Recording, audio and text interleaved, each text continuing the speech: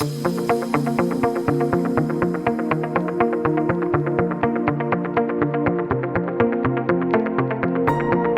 everyone, welcome to the Talent Channel with myself. I've got Nick Grice with me, who is my third guest on my Talent Channel episode number 3.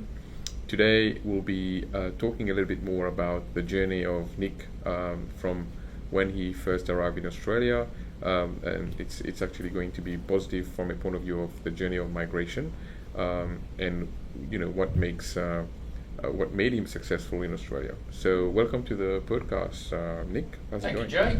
How's it going? Oh, all right, mate. I'm here in Brizzy, nice and cool. From South Australia, it's 40 degrees the other day. Yeah, you brought the weather with you, did you know? No, it's a bit cooler down here. Yeah. But I think it is getting cool in South Australia by the time I get back, hopefully.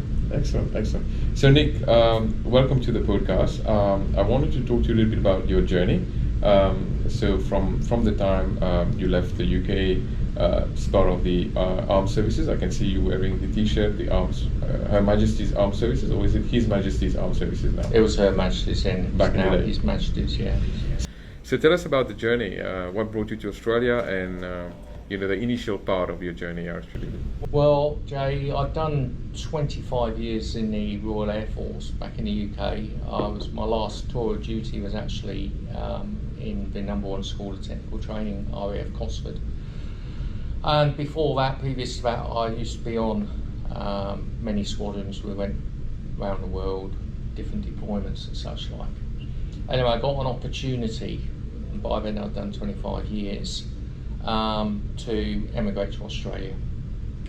So cut a long story short, we came across here in early 2005, and I quickly got into the routine without taking holidays. Now we got kids into school. I went and got a car, got a job, and we actually bought a house within around about 5 days of us being in Australia. Got a mortgage and everything, but to pay the mortgage I needed a job, and I got a job landscaping, would you believe? I went landscaping. While I was landscaping, my wife Liz used to go up to the library, because it was before the internet, before we had Wi-Fi and things really. We had a thing called, what's that paper? Career One, that's the one. Went through there, and she used to find jobs for, and she used to apply for jobs for me. So anyway, I ended up getting a job with First 5 Minutes 20 years ago as a training consultant. I did 7 weeks landscaping, and I landed this job as a training consultant. From there, I then got offered a fire engineering technology course at Queensland University of Technology, which my managing director paid for. And after I passed that, a year later, he promoted me to operations manager, South Australia, Northern Territory. A few years after that, I was made regional manager, South Australia, Northern Territory. And then a few years after that, I was made regional manager, South Australia, Western Australia, Northern Territory. And then a few years after that, I was made up to the National Advisory League for First 5 Minutes, where now I work alongside the CEO and General Manager, advising on technical aspects, and obviously I've got the background information from 20 years, what's gone right, what's gone wrong, customers, all that type of thing. Yeah, so you've got the knowledge and the skills. So today you're the National Advisory Lead, for First 5 Minutes. Tell us about First 5 Minutes. What do they do? First 5 Minutes does a fire emergency response training. We do diagrams on walls. If you go in buildings, you see them. It says First 5 Minutes. Have evacuation diagram, or in case of Queensland, it'll have evacuation sign. It just shows where the egress routes are, exits, fire extinguishers. We do training from fire extinguisher, hands-on fire extinguisher training, live fire training, armed offender training, bomb threat training in high-rise buildings, training of chief wardens how to operate alarm systems, training people in buildings, high-rise, low-rise, office blocks, schools, hotels. and the like. So Yeah. it's a training and compliance company Yes, from, training and compliance company. So by the looks of it and the sounds of it, you've been there for 20 years. I want to take you back to the journey when you first arrived in Australia. You said you took on a role as a landscaper. Oh yes. So why taking a role as a landscaper? I mean, you've had prior to that, was it 15 years of experience in the 25. 25 years of experience in the armed forces. Yeah, went from one extreme to the other. Exactly right. Why take on the role as a landscaper? One is I just arrived in Australia and I was on a visa which required me to work 32 hours a week minimum. The other thing I needed, part of the requirements visa, I needed to get the kids in school, which we did. We needed to get a house. We was going to rent one, but we actually bought one. And most importantly, I didn't want to be on holiday. I needed to get our life sorted out. So with that, you need to pay taxes. So in order to pay taxes, you need to get a job to be able to pay for taxes, pay your super and things like that, and basically get into the system. Another one big factor of it is getting into the life of Australia, obviously the culture, how they work. So for example, on a building site, which I was working on, and going on a building site as well, I thought I could do some networking and maybe find a better job, maybe plumbing, maybe carpentry, maybe roof fitter, maybe window, whatever. Anyway, it was getting into the culture of, life in Australia. Yeah. So we used to start work early in the morning, finish Exactly early right. in the afternoon because obviously the heat. And on a Thursday or Friday, we used to go down the pub and have a beer after work. And I'm not talking about a rave up, you just a couple of beers after work and you go and get the good old palmy or the good old Australian snitty. That's right. So I think that's a good point, because a lot of your journey to a large extent is very similar to the journeys of most migrants here in Australia. Not all of them are successful as you, I must say. Lots of people give up on the first few years. Lots of people also succeed. I want to hone in on that aspect of your work as a landscaper first, and you sort of alluded to the point that the Australian culture is really important. A lot of the migrants, when I talk to them, they say, well, at interviews they get asked this question: have you got the Australian experience? And a lot of them say to me, what is this Australian experience? I've got global experience. I've got lots of experience from everywhere.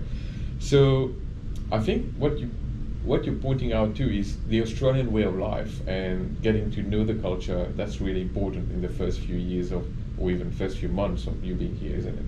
Yes, it certainly is. And there's different names for different things as well, like fongs. Yeah. Fongs in Australia is different than fongs in the UK. So, and getting used to, the way people talk, the way they behave, and like it's barbecues around people's houses. Yes. It's always the male's job to do barbecues around people's houses. And when you go around people's houses, you take a cool box, you take your beer in there, and you take your meat and things like that. Exactly. Yeah. So there's a quite different culture, but I'm not saying you don't get barbecues and that in the UK. You do, but obviously the weather here, you do more and more of them because it's more conducive. Quickly, but it was more entertainment outside. That's right. Now, I want to sort of, fast forward a little bit your career, and you've taken all these skills from the armed forces in the UK and serviced here in Australia for 20 years at first 5 minutes. You've had, as you said yourself, multidisciplinary roles, lots of different types of roles. So, what makes you so versatile? In the Air Force, you've got a job to do, and everyone's got a job to do. So, like say, if we've got a deployment to go in, everyone mucks in, and you load the trucks, you get the aircraft ready, and if you're, falling behind, other people jump in and help out. So it makes you versatile. So you could be one day, I could be instructing one day, and then in the evening, I'm going up to the sergeant's mess and we're having a battle of Britain ball with tablecloths and Axminster carpets and all the rest of it.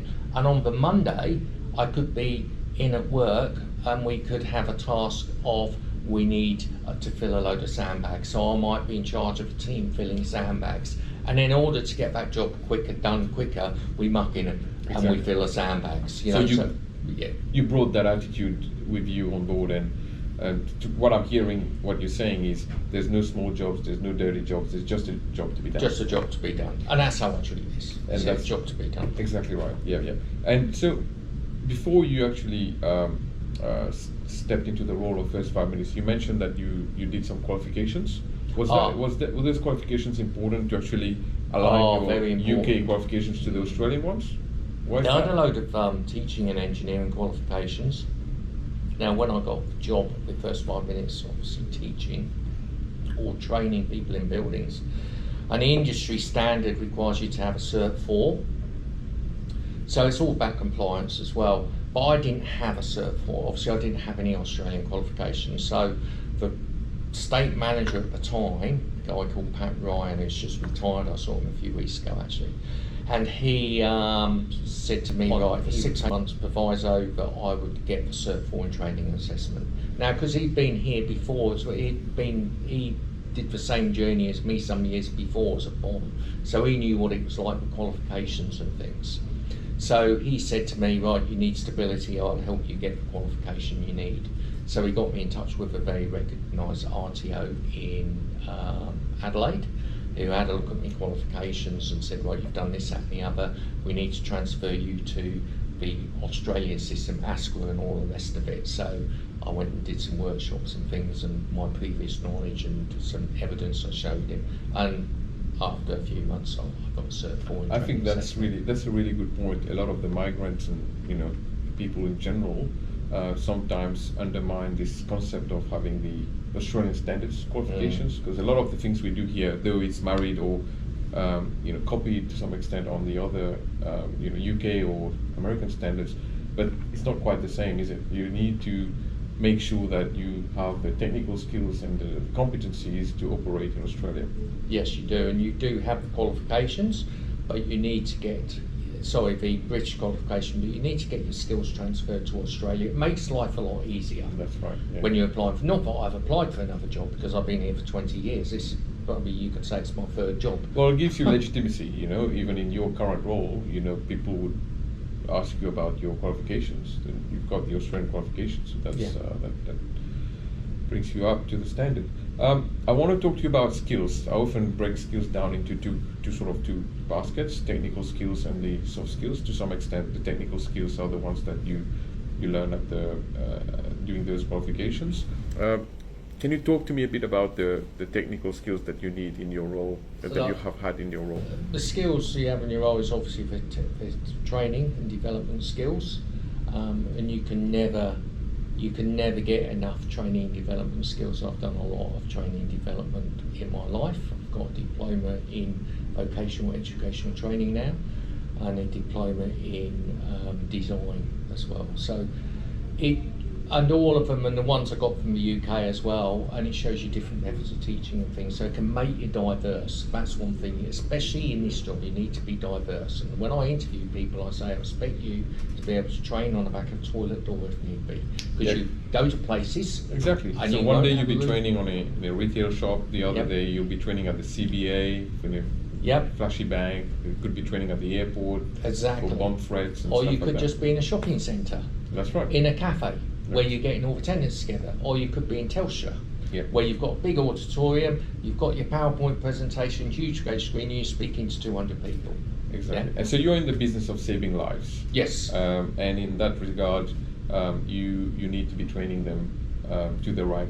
That's right. To give them the right knowledge, give them the right skills. So that falls into the category of technical skills for me. So what are the fire emergency skills that you need? Look, there isn't necessarily a qualification, but more the underpinning knowledge of things, right? So I went on a fire engineering, building fire safety graduate certificate up here at QUT, which taught me a lot. The information they gave us as a year was more than you require for this job. However, there's a lot of stuff you can learn from there, which I pass for basic information to new trainers now. It's things like fire doors.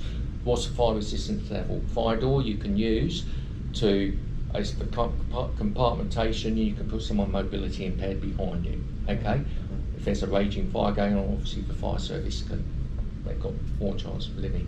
You've got smoke detectors. So what's the difference between a smoke detector and a thermal detector? So you can identify those, which is quite simple. Well, so why do you put a thermal detector in the kitchen as opposed to a smoke detector?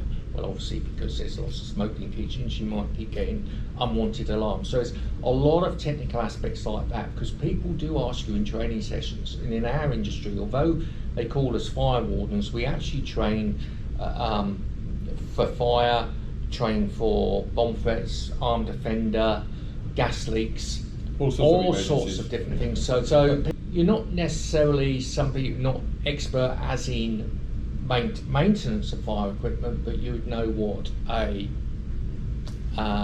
emergency light is, you'd know what a sprinkler is, you know what a smoke detector is, and you can answer them confidently. That's the point. Answer them confidently. Now you're talking about compliance here, so obviously there is an element of legal and compliance that, in terms of the skills that you need to possess as well. Can you talk to us about it? Is it about knowing the standards, knowing the legislation? Yeah, you need to know. So we train under AS 3745, which is planning for emergencies in facilities, which is really quite a straightforward standard. But people, you need to train what you train them to. There's also other standards which can fall into line with that, like 4083, which is for aged care facilities, and they sort of work together.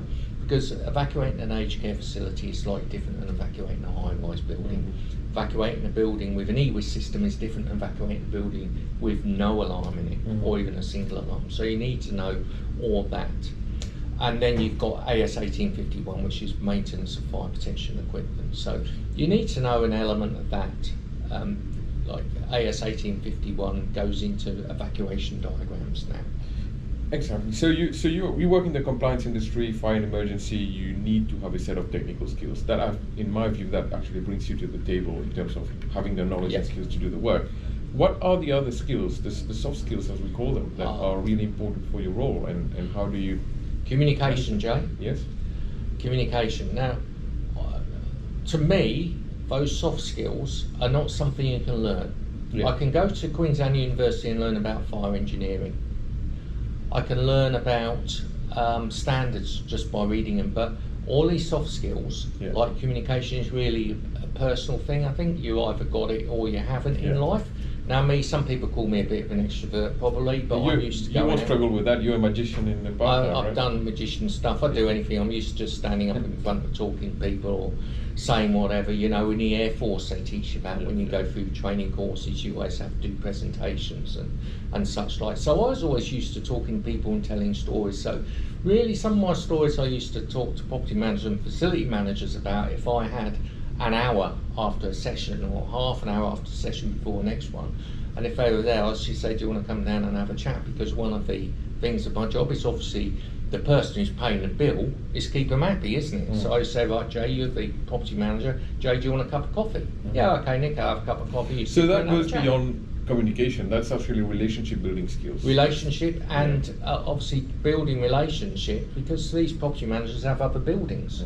And they can move on. Yes. Everyone moves on. So now you're getting into more of a sales, business development type of soft skills. You know, leadership would probably be the other one that you brought from the armed forces into the role. Very much so, and we're always taught. You know, basically, I hate micromanaging. I can't work anywhere where I've got a micromanager, because I'm used to being left, and you get trust to do that job, and I do exactly the same now. In fact, I'll give you an example. Just yesterday or the day before yesterday, we've got this big project going on in the business, and I've got a couple of people working under me on this project. We're all doing the same, we're all mucking in, but I said to one of the people, right, I won't be there on the webinar on Friday or Thursday, whatever it was.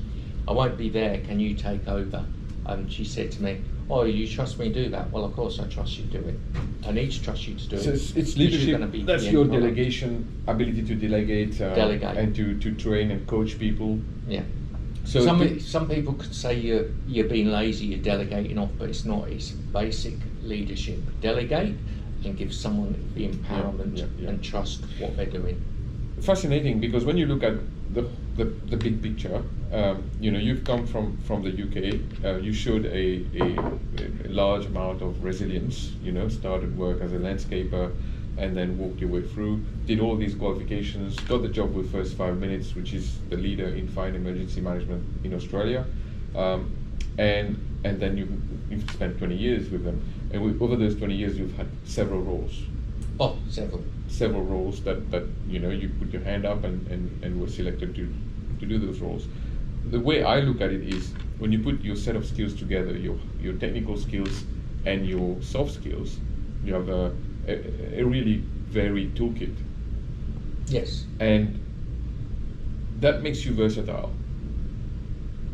And it brings me back to this first statement you made, was there is no small job, there is no dirty job, there is only a job to be done. Yeah. And I think that's, to me, summarizes the reason why you've been so successful, is the resilience combined with a set of skills, combined with your ability to take on any role really and be successful at it, is what makes your journey so interesting and so fascinating. Excellent. I want to get you to start thinking and tell us a bit about your overview on now 2025 going forward. What's happening in the fire industry in your world that we need to be aware of? Well, obviously things like there's lots of changes in technology, in security, as we know. We see in airports now, in buildings, you can basically walk through into a building and they can scan your eyeballs. Yeah. But in the fire industry, we do quite a bit of training in fire. There's some few changes coming on there. So EVs, for example, electric vehicles, but it's not the vehicle, it's the battery. It's the lithium batteries we're getting in buildings now. Yeah.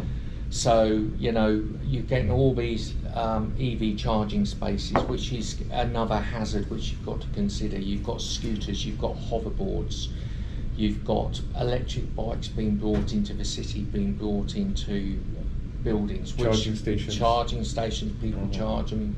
And you've seen what some batteries can do if they're not treated. So that's bringing another element in of what we're talking about.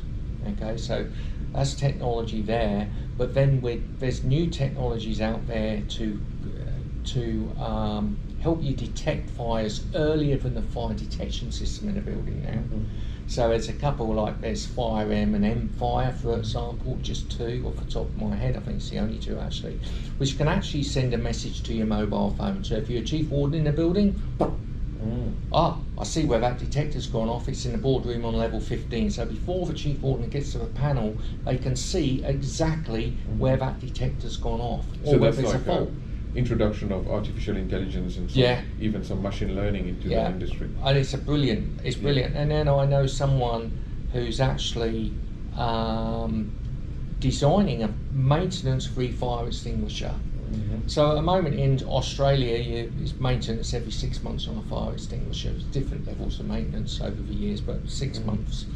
And he's doing it so you can detect whether pressure's gone down, whether someone's pulled the pin, whether someone's taken it off the wall, whether someone's put something in front of your fire extinguisher, which is in the production stages as we speak. That's right, with going to different companies. So to some extent, to a large extent, this is not dissimilar to what's happening in other industries. You've got the standards that kind of requires the minimum requirements, and then you've got your technology and the actual market, which is going really fast.